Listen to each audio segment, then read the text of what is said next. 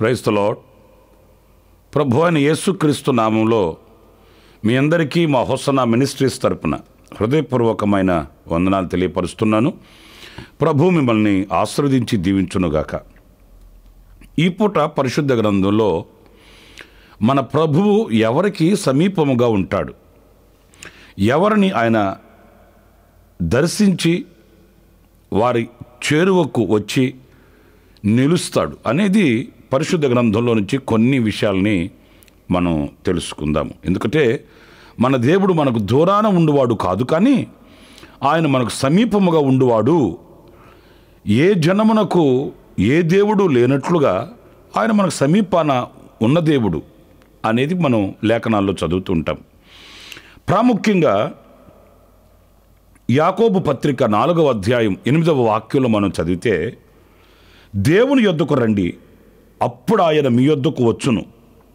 చూడండి, ఇక్కడ మనం గమనించవలసింది ఏంటి అనంటే, మొదట మనము ఆయన యొద్దకు వెళ్ళాలి.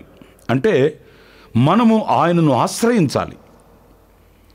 ఎందుకు ఇక్కడ మొదట ఆయనను మనము ఆశ్రయించాలి అని కోరుకుంటున్నాడు అనంటే, మనము ఆయనను విడిచి లోకాన్ని, లోకంలో ఉన్న వాటిల్ని ఆశ్రయించి ఉన్నప్పుడు వాటిల్ని విడిచిపెట్టకుండా, మనము వాటిల్ని విసర్జించకుండా ఆయన మన యొద్దకు వస్తే మనము ఆయన యొక్క దీవెనను పొందుకోలేమండి. గనుక మొదట మనం ఏం చేయాలంటే, దేనినైతే మనం ఆశ్రయించి ఉన్నామో, దేని నీడలో మనం నిలిచి ఉన్నామో, దేని యొక్క స్నేహభావాలతో మనం ఆయనకు దూరం అయ్యామో వాటిలన్నిటిని విడవాలి. విడిచి మొదట మనము ఆయనకు చేరువైతే, మనం ఆయనను ఆశ్రయిస్తే, ఆయన యొద్దకు వెళితే, అప్పుడు ఎప్పుడు విడవవలసిన వాటిని విడిచి మనం ఆయన యొద్దకు వెళ్ళినప్పుడు ఆయన తప్పనిసరిగా మనకు చేరువవుతాడు, మన సమీపాన ఉంటాడు, మన ఎదుట నిలుస్తాడు, మనకు ప్రత్యక్షమవుతాడు. మన బాగోగులన్నీ పరామర్శించి, పరిశీలించి, పరీక్షించి ఆయన తెలుసుకుంటాడు అనేది ఈ వాక్యంలో మనం గమనిస్తున్నాం. కనుక ఈరోజు ప్రాముఖ్యంగా ఆయన మనకు సమీపముగా ఉండాలి అనుకుంటే మనం నేర్చుకోవాల్సింది, మనము ఆశ్రయించిన వాటిని విడిచిపెట్టి మొదట మనం ఆయన యొద్దకు వెళ్ళాలి, ఆయన వైపు తిరగాలి. చాలా సందర్భాల్లో మనం ఏమనుకుంటామంటే, దేవుడు నా యొద్దకు రావాలి అని అనుకుంటాం. అదే సందర్భంలో నేనెందుకు ఆయన యొద్దకు వెళ్ళకూడదు? నేను ఆశ్రయించిన ఇవన్నీ కూడా అల్పమైనవే కదా, క్షణికమైనవే కదా, మరి నేను వీటిని విడిచి ఆయన యొద్దకు ఎందుకు వెళ్ళలేకపోతున్నాను అనే ఆలోచన మనకు దూరమైపోతుంటుంది. మనం గ్రహించాలండి. కనుక మొదట మనము ఆయన యొద్దకు రావాలి, ఆయన యొద్దకు తిరగాలి, ఆయనను ఆశ్రయించాలి. అలాంటి వారికి ఆయన సమీపముగా ఉంటాడు, వారి యొద్దకు వస్తాడు అనేది మనం నేర్చుకుంటున్నాం. ఇంకొక వాక్యాన్ని కూడా కీర్తనలో 34వ కీర్తన 18వ చరణంలో మనం గమనించినప్పుడు, విరిగిన హృదయము గలవారికి యెహోవా ఆసన్నుడు. చూడండి, విరిగిన హృదయము గలవారికి, ఇది కొంచెం మనం ధ్యానించవలసిన మాట అండి. ఎందుకంటే హృదయం విరగడం అంటే ఏంటి? అలాంటి వారికి ఆయన ఎందుకు సమీపముగా ఉంటాడు, ఆసన్నుడై ఉంటాడు అంటే, చూడండి, ఇక్కడ ఒక వ్యక్తి మారు మనసు పొందాడు, తమ పాపముల నిమిత్తమై పశ్చాత్తాపడ్డాడు, ప్రభుని ఎరిగాడు, గుర్తించాడు. కొన్నాళ్ళు గడిచింది. తర్వాత మనం పరిశీలించి చూస్తే, ఒకప్పుడు ఏదైతే అతడు విడిచాను, మారు మనసు పొందాను అని అన్నాడో, అదే అవిధేయతలో, అదే పాపములో అతడు పడిపోవడానికి ఆధారాలు ఉంటాయండి. కొంతమంది అలాగా ఆజ్ఞ మీరి పొందుకొనిన రక్షణను విసర్జించి మరలా ఆ పూర్వపు స్థితిలోకి వెళ్ళిన వాళ్ళని కూడా మనం చూస్తుంటామండి. ఎందుకని వాళ్ళు ఆ పూర్వపు పాపాలలోనికి వెళ్ళిపోయారు, ఆ పూర్వపు స్థితిలోనికి వాళ్ళు ఎందుకు వెళ్ళిపోయారు అని అంటే, ఆ విడిచిన దాని విషయంలో వాళ్ళ హృదయము, వాళ్ళ మనసు విరగలేదు. అంటే ఒక విషయంలో మన మనసు విరిగిపోతే మరలా వాటి యొద్దకు వెళ్ళడానికి అంగీకరించమండి. ఇప్పుడు ఒక పాపాన్ని, ఒక అవిధేయతని, దేవునికి ఆయాసకరమైనది మన యందు ఉన్నది, దాన్ని తీసివేసేసుకున్నాము, మనం రక్షణ పొందాము.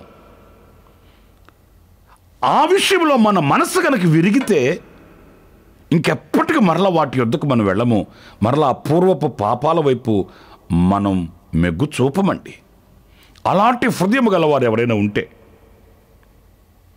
ఆ విరిగిన హృదయము గలవారు ఎవరైనా ఉంటే వాళ్ళకెప్పుడు ఆయన ఆసన్నుడై ఉంటాడట.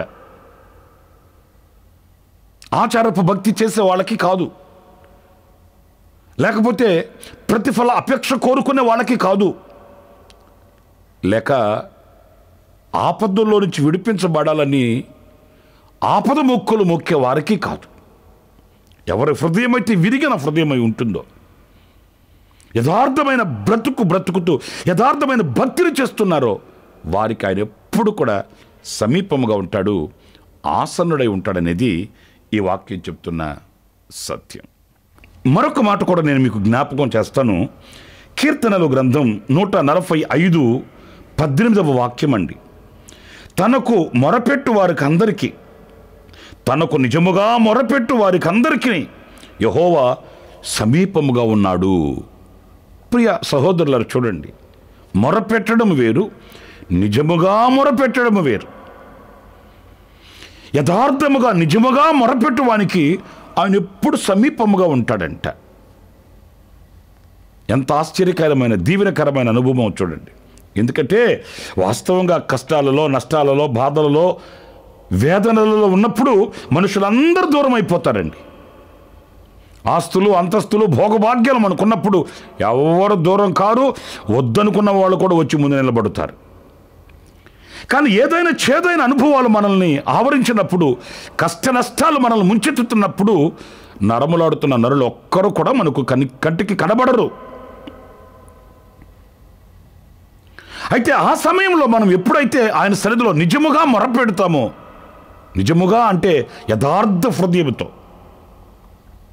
ఎందు నిమిత్తము మనం కన్నీళ్లు కార్చవలసి వస్తుందో, ఎందు నిమిత్తం చీకటిలోనికి వెళ్ళవలసి వచ్చిందో, ఎందుకు మనం దూరం అయ్యామో గుర్తించి ఆ విషయమై పశ్చాత్తాప్తులమై ఆయన సన్నిధిలో కన్నీళ్లు కార్చే నిజమైన యథార్థమైన ప్రార్థన మనం చేసిన వారమే అయితే అలాంటి వారికి ఆయన సమీపముగా ఉంటాడంటండి. కొంతమంది దేవునికి కూడా విషయాలు దాచిపెడతారండి. ఏదో దాచి ఆయనకి తెలియదు అన్నట్లుగా యథార్థమైన హృదయంతో కాకుండా మొరపెట్టే వ్యక్తులు మనం చూస్తామండి. వారికి ఎప్పుడు ఆయన సమీపంగా ఉండడు, వారిని ఎప్పుడు ఆయన దరిచేరడు. ఎందుకంటే మనం ఆరాధించే మన ప్రభు ఎవరు అంటే ఆయన హృదయమును ఎరిగిన దేవుడు, హృదయ రహస్యాలు ఎరిగే దేవుడు అండి. ఆయనకి మన సమస్తం తెలుసు. అయితే ఎవరైతే యథార్థ హృదయం కలిగి నిజముగా, ప్రభువా నా పరిస్థితి ఎలా ఉంది, నా స్థితి ఎలా ఉంది, నేను ఈ పరిస్థితుల్లో ఉన్నాను, ఈ సమయంలో నీవు కాక నాకు వేరొక దిక్కు నాకు లేదు, వేరొక ఆశ్రయం నాకు లేదు, నీ సహాయం నాకు కావాలని ఆయన పాదాల దగ్గర నిజముగా ఎవరైతే కన్నీళ్లు కార్చి ప్రార్థన చేస్తారో, లేఖనాల్లో మనం చాలా విషయాలు చదువుతుంటామండి. ఇలా నిజముగా మొరపెట్టి దేవుని యొక్క సహాయాన్ని పొందుకునే వాళ్ళు కోకోలలుగా ఉన్నారండి. అదే సందర్భంలో ఆచారంగా ప్రార్థనలు చేసి దేవునికి కూడా సంగతి దాచి తన హృదయంలో మలినమును ఉంచుకొనిన వ్యక్తుల యొక్క క్షణస్థితి కూడా మనం చదువుతామండి. కనుక ఈ విషయంలో మనం గమనించవలసింది, నిజముగా మొరపెట్టు వారికి ఆయన సమీపముగా ఉంటాడు అనేది ఈ వాక్యంలో మనం గమనిస్తున్నాం. ఇంకొక చిన్న విషయం కూడా నేను చెప్పి ముగిస్తాను. కీర్తనల గ్రంథం 16వ కీర్తన 8వ చరణంలో, సదాకాలము యెహోవా యందు నా గురి నిలుపుచున్నాను, ఆయన నా కుడిపార్శ్వమందున్నాడు గనుక నేను కదల్చబడను. చూసారండి, సదాకాలం ఆయన మీద నా గురి నిలుపుచున్నాను, అందుచేత ఆయన నా కుడిపార్శ్వమందు ఉన్నాడు. ఆయన ఎక్కడికి దూరాన ఉండేవాడు కాదు, మన కుడి పార్శ్వం ముందు ఉంటాడంట. ఎప్పుడు మన గురి సదాకాలం ఆయన మీదే నిలపాలి. కుడికి ఎడమకి తొలగకూడదు. మన గురిని తప్పించే సాతాను యొక్క తలంపులు మనకు వస్తాయండి. మన గురిని తప్పించే సాతాను శోధనలు కలుగుతాయి. కుయుక్తిగా సాతాను మనల్ని క్రీస్తు సరళతలో నుంచి మనల్ని వైదొలిగించడానికి పన్నాగాలు పన్నుతాడు. మనం గుర్తించవలసింది, నా గురి ప్రభువు, ఏ భక్తులు కాదు, ఏ వ్యక్తులు కాదు, నా గురి ప్రభువు. అందుకే పరిశుద్ధుడైన పౌలు చెప్పాడు, విశ్వాసమునకు కర్తయు దానిని కొనసాగించువాడునైనా యేసు వైపు చూడండి, ఆయన మన గురి. నేను చెప్పకూడదు, కానీ కొంతమంది ఈ రోజున మనుషుల మీద గురి పెట్టుకొని పరిశుద్ధతలో నుంచి జారిపోతున్న వాళ్ళని చూస్తున్నామండి. మనుషులను గురిగా చేసుకొని విశ్వాసహీనులవుతున్న వారిని చూస్తున్నామండి.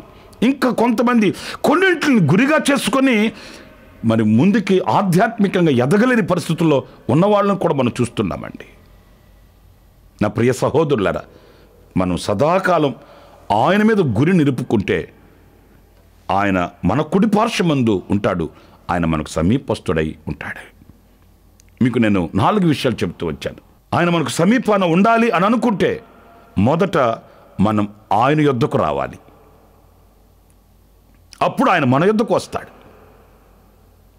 2, విరిగి నలిగిన హృదయము కలిగిన వారం కావాలి. 3, నిజముగా మొరపెట్టు వారము కావాలి. 4, ఆయన మీదనే గురి పెట్టుకొనిన వారం కావాలి. ఆనాడు ఆయన మనకు సమీపంగా ఉంటాడు అనేది సత్యవాక్యం సెలవిస్తున్న సందేశం. తలలు వంచండి, ప్రార్థన చేసుకుందాం. సత్యస్వరూపైన ప్రభువా, మీకు వందనాలు నాయనా. మీరు మాకు ఎలాంటి అనుభవం మేము కలిగి ఉంటే సమీపస్తులై ఉంటారు అనేది మీ లేఖనాలలో నుంచి కొన్ని విషయాలు ధ్యానిస్తూ వచ్చాము. ఆ రీతిగా మేము కూడా ఇలాంటి సుగుణములను కలిగి మిమ్మలను కలిగిన వారమై ఈ ఆత్మీయ యాత్రలో ముందుకి కొనసాగుటకు మీరు సహాయం చేయండి. మీరు లేక మేము నడవలేము, మీరు లేక మేము నిలవలేము, మీ సహాయం లేక ఏది జయించలేము. కనుక మీ తోడు మాకు కావాలి, మీ నీడ మాకు ఉండాలి. ప్రభువా, మమ్మల్ని మీ నీడలో దాచి కాచి పెంచి విశేషమైన కృపనిచ్చి నడిపించమని మమ్మల్ని మీ చేతులకు సమర్పించుకుంటూ యేసు నామములో ప్రార్థించి వేడుకొనుచున్నాను తండ్రి. Amen, amen. ప్రభు మిమ్మల్ని ఆశీర్వదించి దీవించునుగాక. విశేషమైన కృప నా దేవుడు ఈ దినమంతా సమృద్ధిగా మీకు అనుగ్రహించునుగాక. Amen, amen. ప్రతి దినము ఈ అనుదిన కృపాను సందేశాల కొరకు, ఇంకా మరిన్ని ఆత్మ సంబంధమైన సందేశాల కొరకు ఈ మా యూట్యూబ్ ఛానల్ ని సబ్స్క్రైబ్ చేసుకోండి. Pastor Ramesh, hosanna ministries.